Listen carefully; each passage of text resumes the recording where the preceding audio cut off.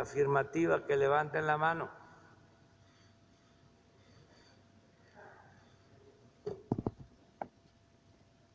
Entonces, hay que limpiar. No.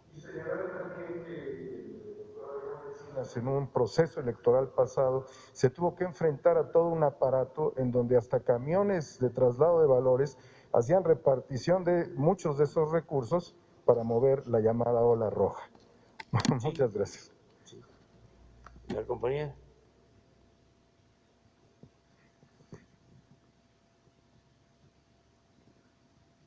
Gracias, buenos días. Mi nombre es María Luisa Estrada, soy del estado de Jalisco, del medio de comunicación La Grillotina Política. Aprovechando que está el señor Encinas, hay un tema que está pendiente desde el pasado 23 de junio del año en curso. Yo en esta conferencia denuncié el tema del mecanismo de protección a periodistas, activistas y de luchadores de derechos humanos, referente a que pues ya somos varios compañeros que hemos llevado investigaciones sobre lo que está pasando en el mecanismo de protección.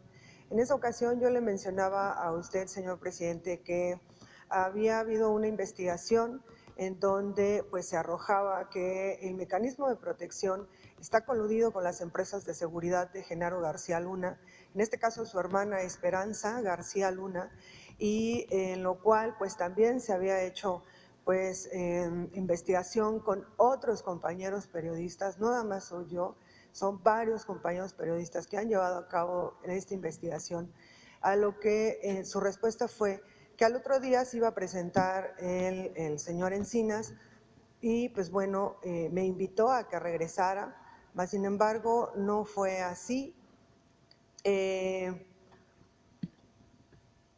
Usted ha dicho muchas veces que la libertad se conquista y hoy vine a eso, a esta mañanera. A mí la señora Noemí Beraut me prohibió la entrada, a pesar de que usted dijo que yo regresara. No se me dio la oportunidad de entregar las pruebas ni la investigación. Yo en su momento, que está aquí presente el señor Jesús Ramírez, me lo encontré precisamente ese día donde estaba desayunando, le expuse la situación. El señor me escuchó y me dijo que no me preocupara, que todo iba a estar bien. Mas, sin embargo, la respuesta por parte de la señora Noemí Beraut fue que me vetaron de la mañanera por casi 7 meses.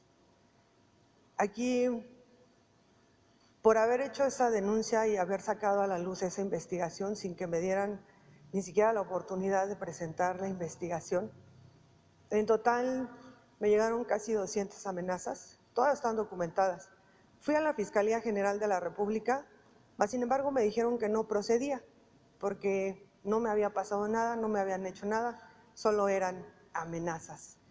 Se me inició una campaña de desprestigio que empezó desde el departamento que está a cargo del señor Encinas, ordenado, y lo digo con sustento, por Jorge Ruiz y Enrique Irazoque, en donde el 25 de junio sacaron una tarjeta informativa en donde intentaron desprestigiarme. Sacaron información totalmente falsa y errónea. Y aquí tengo la tarjeta informativa. Posteriormente, el medio digital, La Silla Rota, me parece que se llama, igual me sacaron una nota, me dedicaron una nota completa, en donde hacían alusión a que yo estaba coludida con empresarios. Otro medio que no lo voy a nombrar porque no vale la pena, igual se atrevió a decir que a mí los funcionarios me pagaban por hacerles entrevistas. En fin, fue 15 días de estar aguantando desprestigio. Tengo familia y tengo valores. Yo no miento. Y yo sí pido de la manera más atenta que reivindiquen mi nombre y una disculpa pública por parte del señor Jorge Ruiz y Enrique Irazoque, que fueron los que ordenaron y deliberadamente sacaron esa tarjeta informativa en donde se atrevieron a decir que ya habían realizado una investigación. Para los que ejercemos el periodismo de investigación sabemos que una investigación no se hace en 2 días, son meses, meses de trabajo, no en 2 días. Y una vez yo estaba escuchando en la mañanera Y en esa parte tiene razón. Lo único que tenemos los que nos dedicamos al periodismo, pero el periodismo serio, de investigación, es nuestra credibilidad. Y yo vine aquí de la manera más humilde a que se reivindique mi credibilidad. Y la otra, que yo me sigo sosteniendo, que el mecanismo de protección está corrompido por las empresas de seguridad de Genaro García Luna, de su hermana Esperanza García Luna, y que hay una red de corrupción muy fuerte en el mecanismo de corrupción. No soy la única. Ha sido el compañero Pedro Canché, ha sido el periodista más reconocido a nivel nacional e internacional, que es el compañero Jesús Lemus, quien fue preso gracias a Felipe Calderón, porque él sacó a la luz la relación que había entre Cocoa Calderón y la Tuta. A él recientemente, Jorge Ruiz le retiró el mecanismo de protección sabiendo que está en riesgo latente por las investigaciones que el compañero Jesús Lemus ha sacado a la luz, por los libros que ha sacado basado en investigaciones. Su argumento de Jorge Ruiz para haberle quitado el mecanismo de protección al compañero Jesús Lemus fue que ya no estaba en peligro, y por supuesto que ya no estaba en peligro porque él se tuvo que ir del país. Hoy se encuentra desterrado el compañero Jesús Lemus. Y cuando lo maten, ¿qué va a pasar? ¿Qué va a decir el mecanismo de protección? Porque son vidas de compañeros que se están jugando el pellejo porque creen en que de verdad en este sexenio se puede lograr acabar con la corrupción, con las colusiones desde las altas esferas. Mi pregunta sería al señor Alejandro Encinas: ¿a quién le pisé los callos, como se diría coloquialmente, para que me hayan iniciado una campaña de desprestigio de esta manera tan brutal? Porque hasta mismos compañeros que gozan del mecanismo de protección y que no lo necesitan realmente, se me fueron encima. Y el artículo 19 también se me fue encima. Cuando en su momento yo pedí que me ayudara artículo 19 cuando sufrí el atentado en el estado de Nayarit, de Tepic, Nayarit, artículo 19 me lo dijo muy claro, que solamente se atendían casos mediáticos. Y aún así se me fue encima artículo. Es un sistema que se te viene encima cuando tú pisas algo. ¿A quién fue? Si el señor Alejandro Encinas estaba enterado de la situación. Porque a veces yo coincido con usted, yo no pongo en duda ni en tela de juicio la integridad del señor Encinas, pero sí de los que trabajan para él. No sé a cuántos el señor Jorge Ruiz les quita el mecanismo de protección. De los últimos 5 periodistas que tenemos documentados, habían pedido el mecanismo de protección de este año. Y Jorge Ruiz se los negó. ¿Qué criterio utiliza el mecanismo de protección para darlos? Esa es una pregunta que traigo desde que me sacaron. Y la otra, que yo sí le pido de la manera más humilde y atenta, que está aquí el señor Jesús Ramírez, que por favor me regresen mi acreditación porque no hice nada malo. Y la otra es, regresé a las mañaneras porque comprobé lo que usted dice, que la gente no te deja. Y la gente, a partir de que me vetaron, fue estar en constante insistencia en las redes sociales para que me regresaran mi derecho a la libre expresión. Y me sostengo, no hice nada malo. Ese es el primer planteamiento. Y el segundo, rapidísimo, es el caso de las desapariciones forzadas que se están ejerciendo en el estado de Jalisco, en el estado de Nayarit. Hay una situación que estábamos haciendo una investigación, varios compañeros y una servidora, en donde, por ejemplo, en el estado de Nayarit, que ya entró un nuevo gobierno encabezado por Morena, la gente está muy esperanzada, pero a su vez muy decepcionada. ¿Por qué? Porque sigue al frente el fiscal general de Nayarit, Petronilo Díaz, quien en su momento, junto con el exgobernador Antonio Echeverría, pues se registraron varias desapariciones forzadas. E incluso, y tengo como probarlo, a mí el fiscal general de Tepic, Nayarit, Petronilo Díaz, me habló, primero, para invitarme al estado, segundo, para ofrecerme ayuda, y tercero, para intimidarme. A partir de ahí yo tuve que aislarme y me deshice de todo dispositivo. Y la otra, ¿de qué sirve que entren nuevos gobiernos si van a seguir los mismos fiscales corruptos? Está el fiscal de Nayarit, está el fiscal del Estado de México que inventa delitos, está el fiscal de mi estado, Jalisco, que está al servicio de Enrique Alfaro, está, por ejemplo, también está el fiscal todavía en el estado de Guerrero. Y la otra, ¿qué garantías hay para la gente? ¿Por qué? Porque simple y sencillamente los fiscales o se ponen, ahora sí que se ponen y se postran ante los gobernadores, o en su defecto van en contra de los gobernadores que llegan con ideologías distintas.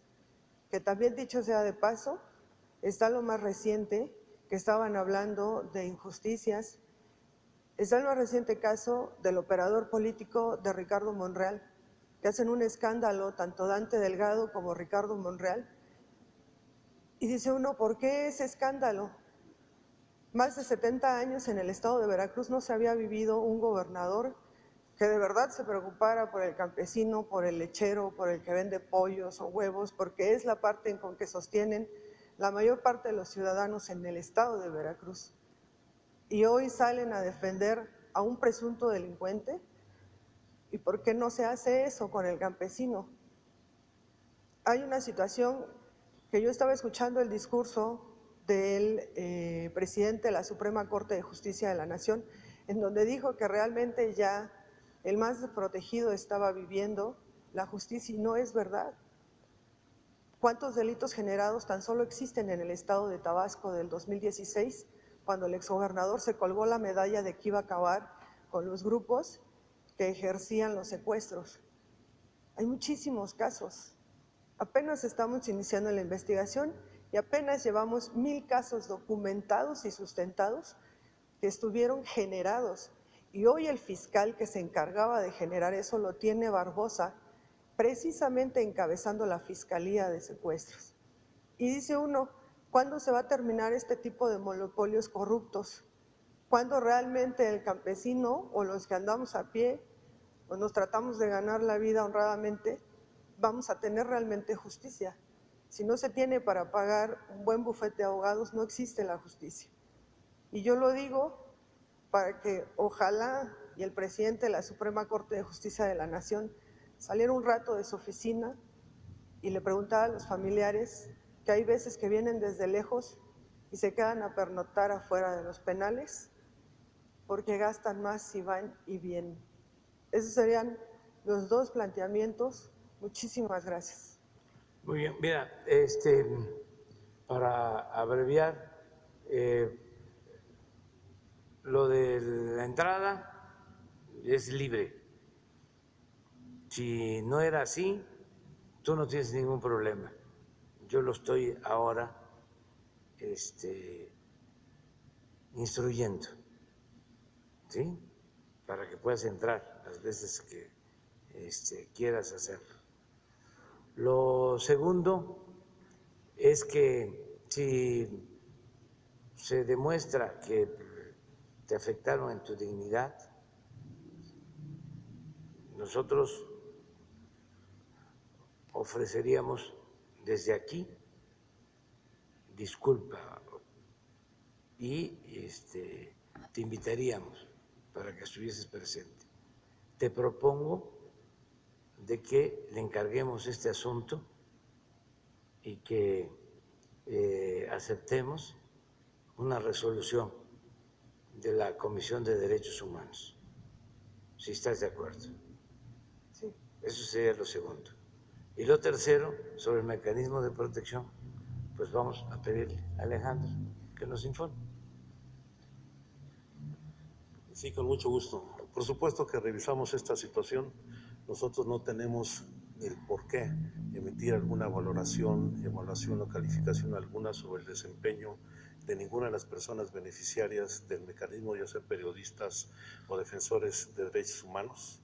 Nos corresponde evaluar su situación de riesgo y las medidas que se requieran. Nada más que sí quiero hacer algunas precisiones. No hay varias empresas prestando servicios en el mecanismo. Hay una sola, RCU. No se ha hecho la investigación y no hemos encontrado hasta ahora ningún vínculo o presencia de género Barcelona o algunos de sus familiares. Y hemos iniciado un proceso de sustitución gradual de los servicios para que estos sean prestados por Protección Federal de la Secretaría de Seguridad y Protección Ciudadana. Esta es una medida que ha ido aumentando, a pesar de que en muchos casos hay resistencias de los propios beneficiarios, porque en ocasiones no quieren protección pública, sino quieren una protección de una empresa de particulares. También por las relaciones que se han formado a lo largo de los años entre el grupo de escoltas y el beneficiario. Y en segundo lugar, las decisiones sobre la adjudicación o retiro de las medidas de protección no las define ninguna persona en particular, ni Enrique Erazoque, ni Jorge Ruiz, que a partir del último de este mes ya no estará con nosotros, sino las define la Junta de Gobierno del mecanismo, donde participa el Consejo Ciudadano, que es elegido por ustedes, participa la Fiscalía General de la República, la Secretaría de Gobernación, la Secretaría de Seguridad y Protección Ciudadana y otras dependencias donde se hace la evaluación respecto a las medidas. Y las medidas van adecuándose también respecto a cómo se modifica la situación de riesgo.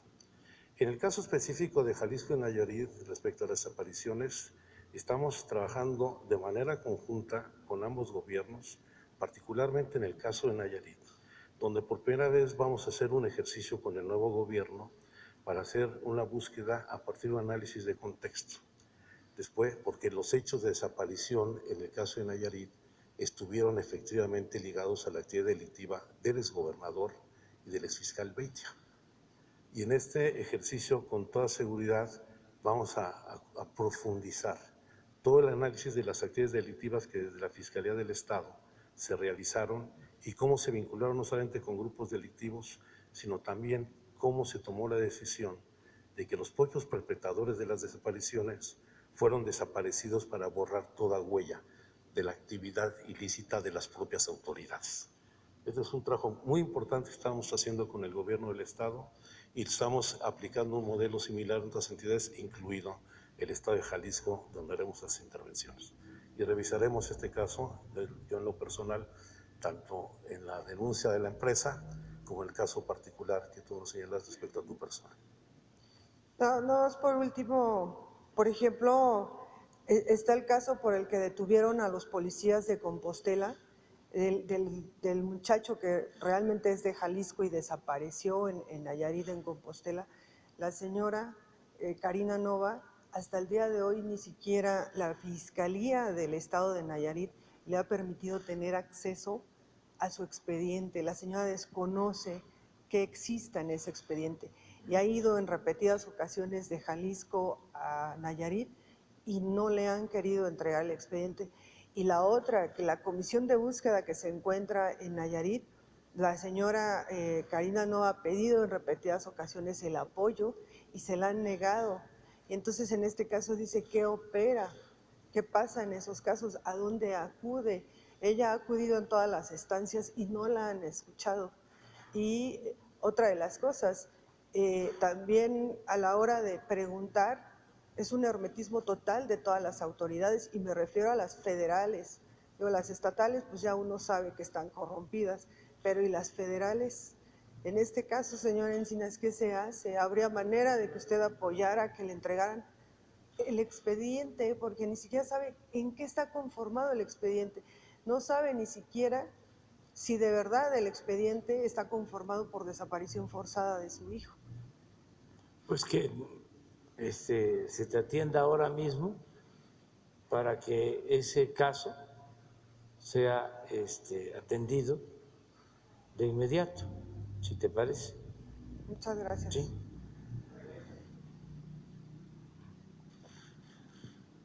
Ya nada más. Gracias, presidente. Buenos días. Judith Sánchez Reyes, corresponsal de Imagen del Golfo de Veracruz. Presidente, preguntarle su postura ante dos temas. El primero, pues por la detención del secretario técnico de la Jucopo en el Senado de la República, el veracruzano José Manuel del Río Virgen, acusado pues por el feminicidio de un candidato de Movimiento Ciudadano ahora en las elecciones pasadas. Voces dentro del legislativo, incluso del propio partido al que usted pertenece, comentan que pues se está usando la justicia con fines políticos, lo califican incluso como un absoluto abuso del poder. Desde hace unas semanas, pues diversos sectores de la población allá en Veracruz también han expresado en el mismo sentido, pues por las recientes detenciones bajo el delito de ultrajes a la autoridad. Por su parte, ayer mismo el senador Ricardo Monreal, líder de Morena en la Cámara Alta, expresó que en Veracruz no existe realmente una independencia en los órganos de procuración e impartición de justicia y que se les dicta línea para realizar algunas detenciones ilegales sin fundamento. ¿Cuál sería su opinión en relación a este tema, presidente? Bueno, a lo mejor no voy a ser objetivo, pero le tengo mucha confianza al gobernador Cuitláhuac García. Creo que es uno de los mejores gobernadores que ha tenido Veracruz en los últimos tiempos, porque mi estado, Veracruz, porque mi padre era veracruzano, padeció de muchos gobernadores mediocres y ladrones, y ese era el principal problema en Veracruz. Y ahora, por primera vez en bastante tiempo, se tiene un gobernador honesto, íntegro, que es incapaz de llevar a cabo una injusticia en contra de nadie. Le tengo toda la confianza y espero que en este caso las autoridades que están analizando el asunto, porque además es apenas una instancia que resuelvan con apego a la verdad, sobre todo, no solo con apego a derecho, sino que se vaya al fondo, se esclarezcan los hechos y se resuelva, que haya justicia, eso es lo que pido. Pero no descalifico al gobernador Cuitláhuac, le tengo confianza y corresponde a una instancia del gobierno de Veracruz hacer la investigación y deben de tener pruebas, si no, no se podría acusar a nadie. Si esas pruebas no son contundentes, no son válidas, pues se va a saber y se tiene que desechar y dejar en libertad a quien está siendo injustamente acusado, en el caso de que no existiera ningún delito. Yo creo que hay instancias legales para eso, pero no se puede descalificar así a la primera al gobernador de Veracruz, porque en efecto no hablo al tanteo. Bien, presidente. No es de buen gusto el que yo les haga una relatoría de los gobernadores de los últimos tiempos en Veracruz. No lo voy a hacer. Eso lo saben muy bien mis paisanos,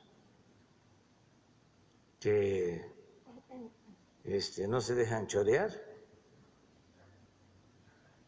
que están muy despiertos, muy avispados, los veracruzanos. Eso es un asunto de el pueblo de Veracruz.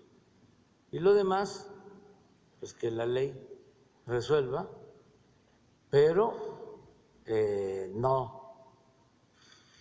descartar la honorabilidad, la integridad, los principios de Cuitláhuac, que me consta es una gente honesta, íntegra. Y hagan una revisión, ya eso se los dejo de tarea a ustedes, quienes han gobernado Veracruz y cómo lo han hecho. No generalizo, incluso pondría yo un periodo de tiempo, porque de Veracruz fue uno de los presidentes más honestos que han habido, don Adolfo Ruiz Cortines, por ejemplo, revolucionarios como Heriberto Jara,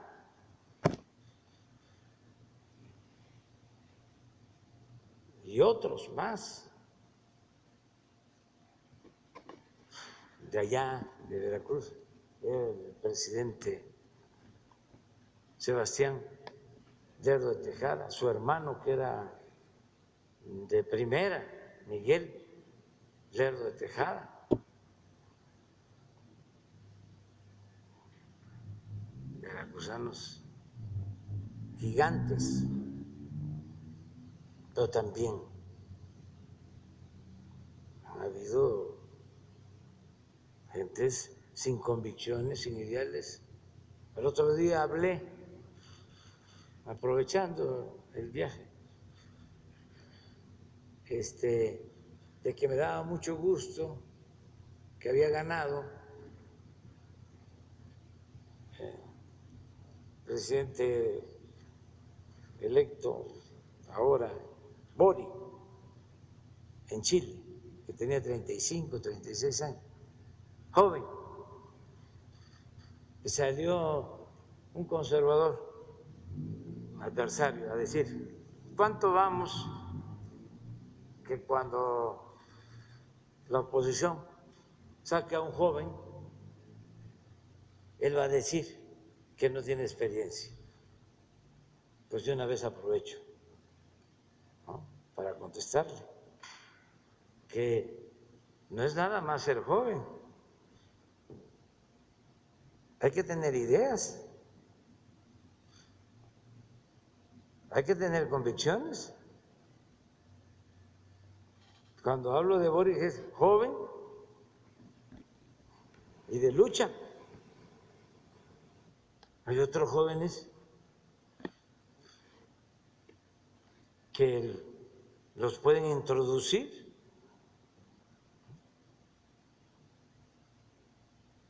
a la vida pública como se introduce un producto chatarra. Los visten bien, les dan lecciones de dicción,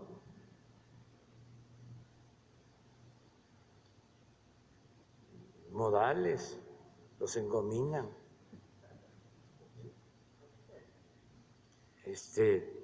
Incluso pueden ser hijos de famosos. ¿Y eso? ¿Y dónde están sus ideales? ¿Y dónde están sus principios? No se puede hacer casi nada en la vida sin ideales, sin principios, sin una doctrina, y mucho menos ser dirigente, ser político, para servirle al pueblo. Tienen que ir ideales por delante. No es nada más cualquier persona como los fabricaban antes, con los medios de información o con dinero, porque necesitaba la oligarquía tener un pelele, un adorno. Vean qué cosa es un pelele. Es interesante. Un payaso o un florero. No. Entonces, en el caso de Veracruz, es muy bueno el gobernador que se tiene. Claro que para las mafias que han habido ahí, pues no les resulta bueno.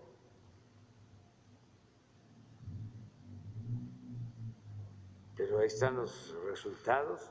¿Cómo estaba la violencia en Veracruz? Tú mismo ayer hablabas de que hay delitos en Veracruz, pero que ya no hay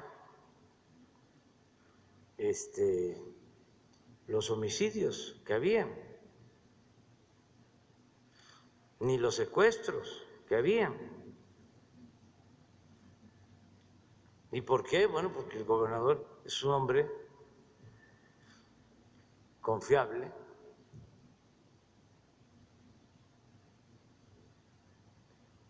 Sin embargo, en este caso hay que hacer la investigación y también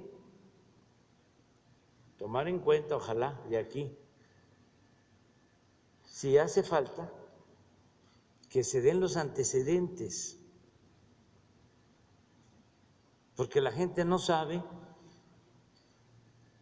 que es muy importante contextualizar. No hay texto sin contexto. No puede haber una noticia sin una contextualización, sin los antecedentes. Y a veces, por el sensacionalismo, se va nada más al hecho y no se conocen los antecedentes. ¿Qué fue lo que sucedió ahí? Rápido, lo cuento. 2 días antes de la elección, asesinaron al presidente municipal del municipio de Cazones. 2 días antes. Un comando. Y en la sustitución no entró como correspondía el suplente, sino otra persona.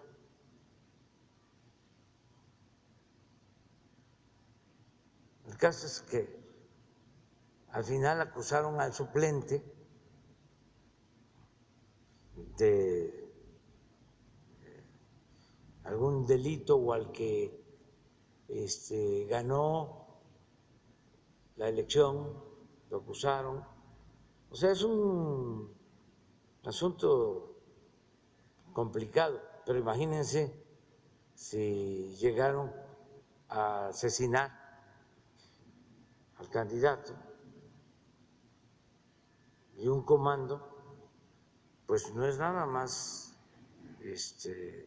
un asunto menor. Hay que ver los antecedentes y la autoridad tiene que investigar y castigar y cero impunidad, como también no fabricar delitos a nadie. Y no escudarnos que porque somos de un partido y ya por eso no nos pueden hacer nada o tenemos fuero, sino legal, político, porque podemos acusar de que nos están persiguiendo o que hay linchamiento político. No, eso ya no aplica en estos tiempos. Bien, presidente. La verdad nos hará libres. Bien. En el segundo tema, su postura sobre la autorización de Argentina para extraditar a México a Carlos Ahumada, quien es señalado por fraude genérico. Sí, es un proceso que está siguiendo, creo que el gobierno de la Ciudad de México, ellos podrían informar, es la Fiscalía, ¿no?, de la Ciudad de México, ellos podrían informar. Yo termino porque me tengo que ir. Los tres, ¿sí? Los tres. Y mira, pendiente, allá tú estás pendiente. ¿Sí? Tienes que estar el lunes. Pero me tengo que ir. Es que eso sí quiero decirlo, que me gustó mucho, porque hay que celebrar las noticias que considero buenas.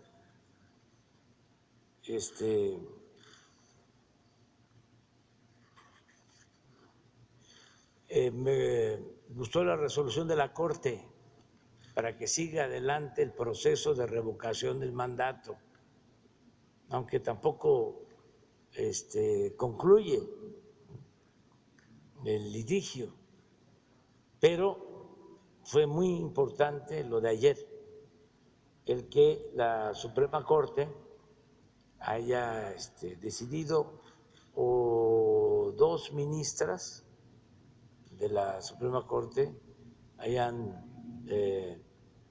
ordenado, si se puede usar la palabra, o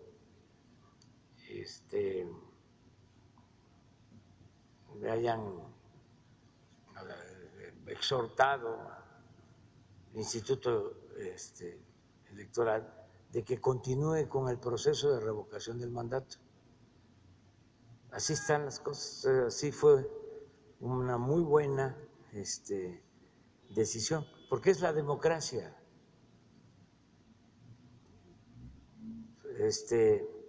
Porque no se debe de obstaculizar la democracia. Y segundo, no se debe violar la Constitución. Son las dos cosas. Y yo considero que oponerse a la revocación del mandato, a que se celebre una consulta, a que se le pregunte a los ciudadanos sobre el comportamiento de una autoridad, si se obstaculiza ese procedimiento, es actuar de manera antidemocrática. Uno tiene que hacer valer los derechos democráticos, el derecho a elegir libremente, a elecciones limpias, elecciones libres, sufragio efectivo, voto efectivo, que efectivamente sea el pueblo el que elija al gobernante. Eso con relación a la democracia participativa, y seguir impulsando la democracia participativa, seguir no solo con la democracia representativa, no solo elegir y ya nos vemos dentro de 3 años, nos vemos dentro de 6 años. No se debe de agotar la democracia a eso. La democracia lo establece muy bien nuestra Constitución desde hace muchos años. No solo es un sistema de gobierno, es un modo de vida que tiene que ver con todos los órdenes de la vida pública. Es democracia en el sindicato, democracia en la escuela, democracia en la sociedad, democracia en la familia, siempre democracia. Entonces, nadie debe de obstaculizar la democracia. El que la gente participe. Si el pueblo es el soberano en la democracia, el pueblo manda. Y así como el pueblo pone, el pueblo quita. Y por eso es importante la revocación del mandato. Y está vigente,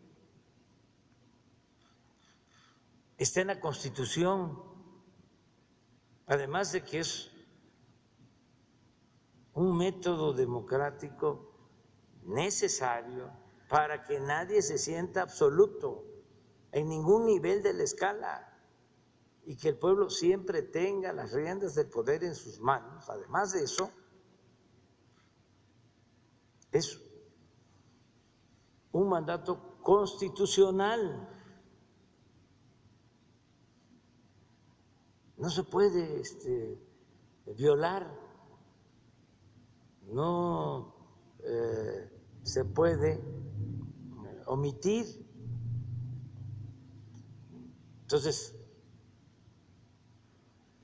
si pasara el tiempo con tácticas dilatorias, pues para atemperar el agravio o para llevar a cabo un desagravio a la democracia, pues los ciudadanos podríamos llevar a cabo la consulta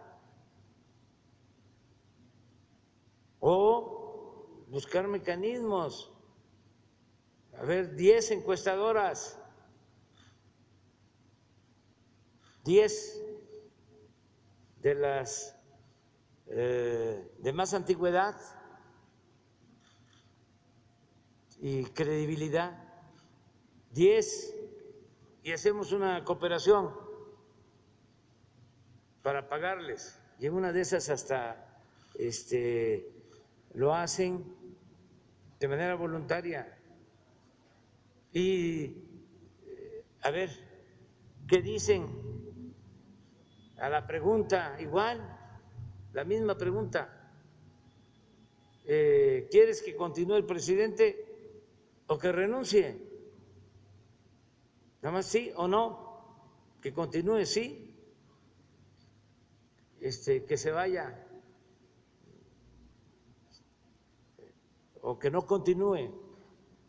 Ya, y vamos a conocer aquí los resultados. Y aquí está ya, pero no va a quedar así de que ya no quisieron y no vamos a hacer nada. Pues ¿cómo es eso? Claro que vamos a hacer. ¿Y saben también por qué? Para dejar el precedente, porque van a cambiar esos consejeros, tienen que cambiar, si no por la reforma que hace falta en lo democrático, en lo electoral, pues ni modo que sean eternos, van a tener que irse algún día y entonces van a haber otros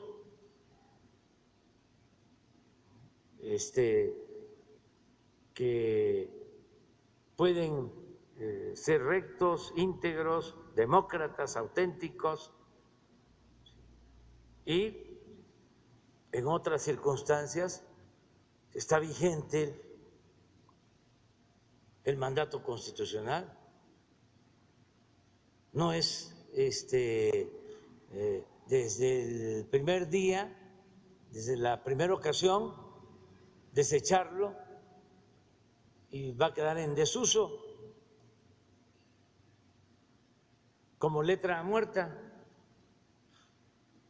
como algo que está escrito pero que no se cumple. No, bajo cualquier circunstancia tiene que quedar vigente para que cualquier presidente tenga que someterse a el escrutinio público, al gran jurado, a la voluntad del soberano, del pueblo, que es el que manda, no los grupos de intereses creados, como estaban acostumbrados, que ellos hacían arriba, en la cúpula, lo que querían y el pueblo no contaba, nada más, lo usaban para legitimarse en el poder y volteaban a ver al pueblo cuando necesitaban los votos. Solamente entonces, y en las campañas mediáticas, ¿no? Y vota por este porque mira, este está guapísimo,